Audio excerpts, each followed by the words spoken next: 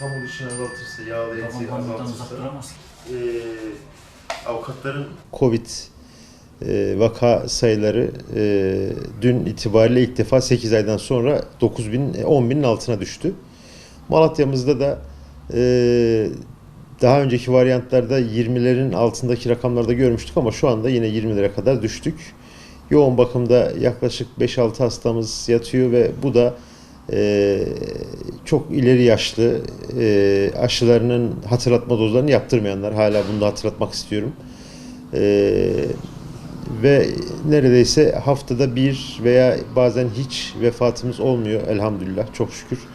Yani yavaş yavaş gündemimizden düşüyor. Eğer yeni bir varyant, yeni bir artış olmazsa inşallah biz aşılarla artık bu Covid'in tamamen gündemimizden düşmesini bekliyoruz.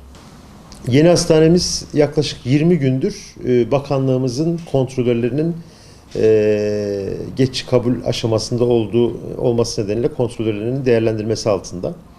Şu anda haftada bir gün, 2 gün buradalar. Ankara'dan gelen ekip. Yani çok ciddi bir eksiklik olmadığını söylüyor ama bu normal bir süreç. Tabii 60 bin metrekare kapalı alanı olan bir bina.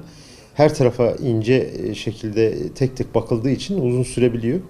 Ama tahminimiz zaten Mayıs gibi bize geçiş kabulünün yapılacağı ve ondan sonra da bizim satın aldığımız işte bu tefrişatların ve diğer tıbbi cihazların temizliğinin, ince temizliğinin yapılmasıyla biz Haziran gibi inşallah ilk hastamızı alırız diyoruz. Bir de bildiğiniz gibi sürekli işçi kadrosu başvuruları bitti. İşte önümüzdeki günlerde kura olacak. Onların tabii atanması, başlaması ve biz bunlara tabii ilk hepsi yeni personel olacağı için bir haftalık eğitim planlıyoruz Eğitim Araştırma Hastanesi'nde.